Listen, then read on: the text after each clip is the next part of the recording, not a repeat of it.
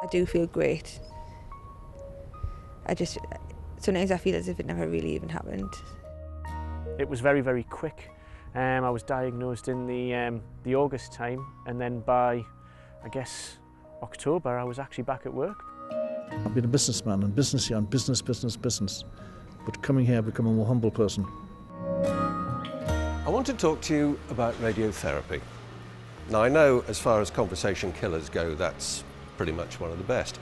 But if you're watching this, there's every chance that you've had one of those conversations with your doctor anyway. Radiotherapy is not going to kill you. In fact, the opposite is quite true.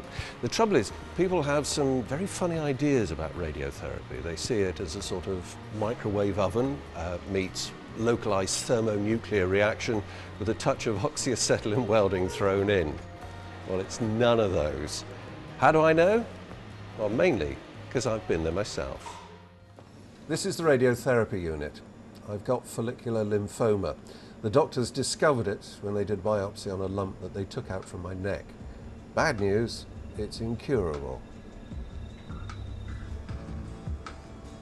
Not so bad news, it's treatable.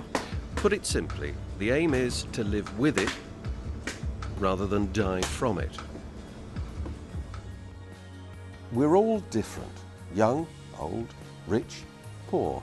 So we react in different ways to being told we've got cancer.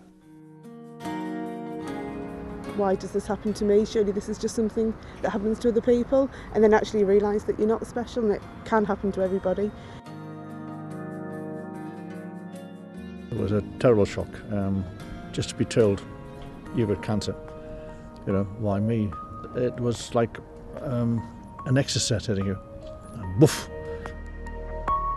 At the hospital they were really good and had a lot of questions, but I didn't know what to expect really. What you don't know when you're having treatment is the large number of people involved in planning your care. It all starts off with a meeting of the multidisciplinary team. It's a meeting of all the specialists involved, so the surgeons, the oncologists, the radiologists, the pathologists and the nurse specialists. And the case is presented and then a treatment plan is then formulated. Radiotherapy has a lot of the advantages in that it's a localised treatment that can be targeted, and also is that it doesn't depend on tissue planes. So in patients that have, say, inoperable disease because it's too close to a vital organ, radiotherapy then comes into its own because you can deliver the treatment without the significant toxicity that surgery might have in that particular case. If your cancer is in the head or neck, like mine was, or you've got prostate cancer, for example, your first port of call will be the mould room.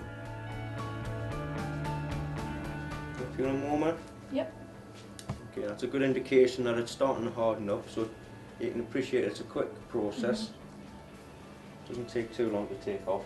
It makes sure that the patient can lie or be in the same position each day to allow us to accurately deliver the radiotherapy so that it kills the cancer but reduces the amount of toxicity to the nearby structures.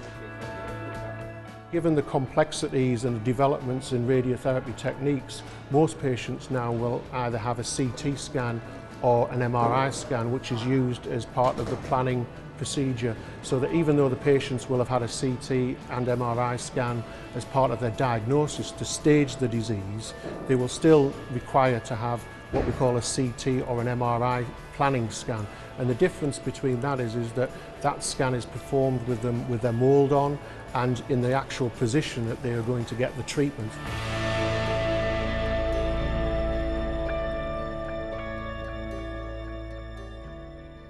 Peter Smith needed an operation and radiotherapy after being diagnosed with testicular cancer.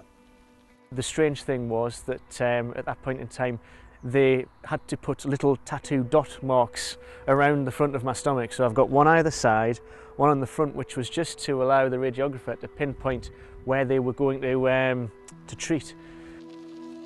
After his treatment, he's helped to raise money for the Cancer Centre's charity, Charlie Bear for Cancer Care. This will be probably the final thing that I do for the kind of Charlie Bear side of things, just because I realise now that I'm signed off from the hospital now, so that's the end of that chapter.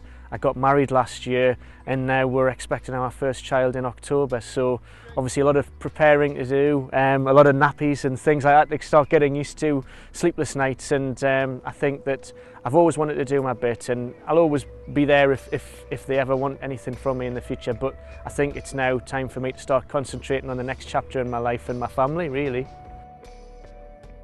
I didn't really feel poorly at all, but we decided that every day my mum kept saying it'll be worth it in the end because it'll make you feel better. I didn't even know if it was going to hurt or anything. It sounds really stupid, but you just don't know. But it was okay. It wasn't really that bad. It was more boring than anything else. Nothing's a problem to the girls that work in there.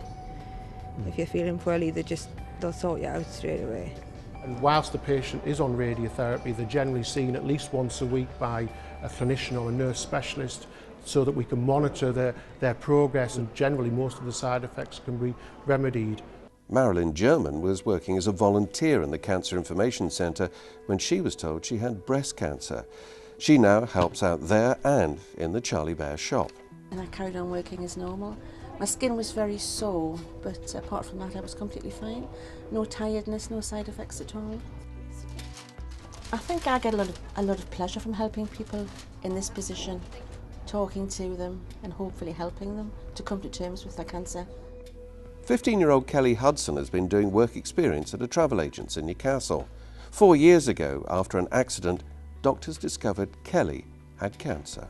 I fell over the handlebars on my bike, and then a bruise come up, and then a lump, and then it started getting bigger and bigger. But at first the doctors thought it was like a blood clot, so I just kept going back because it was getting bigger. It's just really traumatic time, wasn't it, for everyone? Kelly's message to people who are diagnosed with cancer is to stay positive. Just be brave, because you'll come out of it fighting. Positive attitude towards life, I think, is the main thing I think Kelly's come out with. I know we all have, and that's just our family.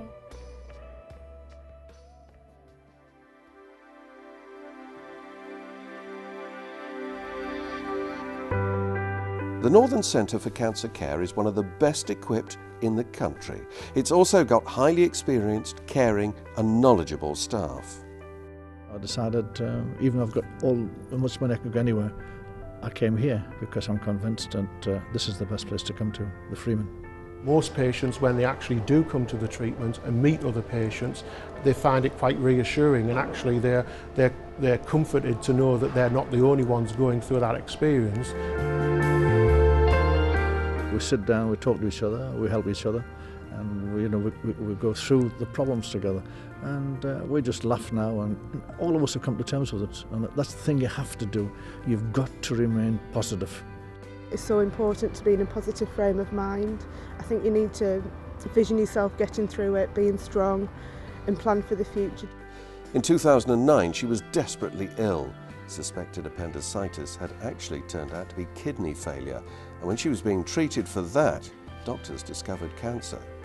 The staff really, really cared. You weren't just a number, you were a person. They gave you all the time in the world to ask questions, to have space to think about things, and all of the nurses, staff at every level were absolutely amazing. Really, really special people. In a way, when you come to terms with it, it probably changed your life a little. The health service, I can't speak enough of it, and especially this hospital. It's absolutely superb, and they're not just doing it for me, they do it for everyone. The care and attention and understanding is out of this world. Well, those were real life people with real life stories. I hope they've been helpful. But if you do have any questions, and it's possible that you will, there are some very kind people here who will do all their best to answer them. But whatever you're doing, I'll be seeing you.